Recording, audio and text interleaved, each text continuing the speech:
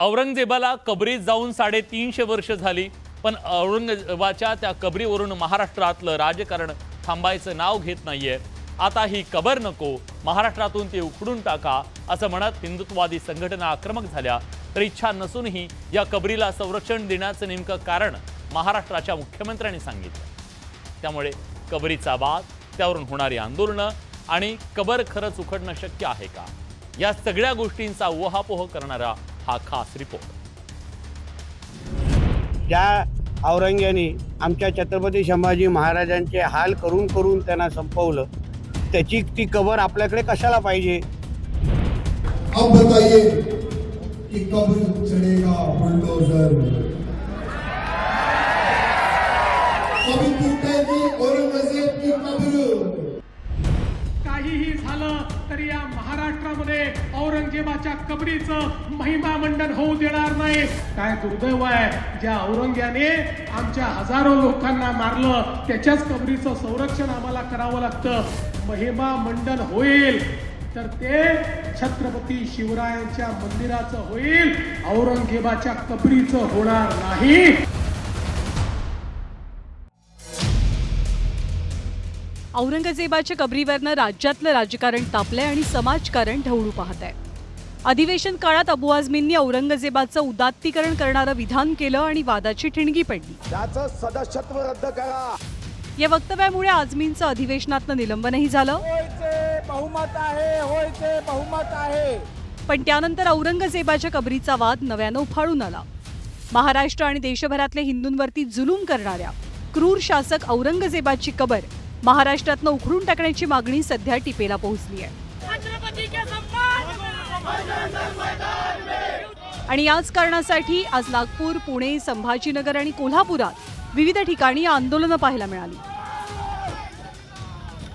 औरंगजेबाच्या कबरीचं उदात्तीकरण करण्याला आक्षेप घेत बजरंग दल आणि विश्व हिंदू परिषदेनं आक्रमक पवित्रा घेतला। औरंगजेबाची कबर महाराष्ट्रातनं नेस्तनाबूत करण्याची मागणी करत हिंदुत्ववादी संघटना आक्रमक झाल्या। खुलताबादेतनं औरंगजेबाची कबर न हटवल्यास बाबरीची पुनरावृत्ती करण्याचा इशाराही दिला गेलाय। जो औरंग्या हिंदू द्वेष्ट होता, सर्वसामान्य भारतीय नागरिकांचा द्वेष करणारा, इथल्या परंपरांचा द्वेष करणारा, अशा औरंग्याची कबर महाराष्ट्रात काय पूर्ण भारत देशात असू नये। ज्या प्रकारे बाबरी मस्जिदीचा ढाचा उद्ध्वस्त करण्यात आला, त्या पद्धतीने येणाऱ्या काळामध्ये सरकारला आम्ही सूचित करून छत्रपती संभाजीनगरकडे कूच करू आणि औरंग्याची जी काही कबर त्या ठिकाणी आजही अस्तित्वात आहे ती उद्ध्वस्त करण्याचं काम बजरंग दलाचा कार्यकर्ता हा येणाऱ्या काळामध्ये करणार आहे। कुठलीच घाण नको, कोणाला घाण पाहिजे असेल तर त्यांच्या औरंगजेबाची कबर हटवण्यासाठी राजकारणी सुद्धा आक्रमक झाले। औरंगजेबाची कबर उखडण्याची मागणी नरेश म्हस्केंनी थेट लोकसभेत केली होती, तर ही कबर महाराष्ट्राऐवजी पाकिस्तानात नेण्याचा सल्ला नितेश राणेंनी दिला। एकीकडे महायुतीचे नेते या मुद्द्यावरनं गल्लीपासून दिल्लीपर्यंत आक्रमक झाल्याचे पाहायला मिळतात, तर दुसरीकडे काही नेत्यांनी सावध भूमिका घेतली आहे। ज्या औरंग्याने आमच्या छत्रपती संभाजी महाराजांचे हाल करून करून त्यांना संपवलं, त्याची ती कबर आपल्याकडे कशाला पाहिजे? काही लोकांना ती मोठी आठवण म्हणून वाटते, पण आम्हाला ती घाण हिंदू समाज म्हणून आम्हाला नको आहे। आम्हाला असे कुठलीच चिन्ह नको जे आमच्या स्वराज्याच्या विरोधात जे उभे राहिले, ती कुठलीच घाण नको। कोणाला घाण पाहिजे असेल तर त्यांच्या पाकिस्तानमध्ये घेऊन जावं। या सर्व ज्या कबरी आहेत आणि थडगी आहेत त्याचं संरक्षण कशा करता हा मुद्दा, त्याकरता ASIच्या ज्या काही प्रॉपर्टीज आहेत जे सांभाळतात त्याचा पुन्हा एकदा सर्वे व्हायला पाहिजे आणि पुन्हा एकदा आढावा बैठक घेऊन ही औरंगजेबासारखी जी काही कबरी आहेत त्या नष्ट केल्या पाहिजेत।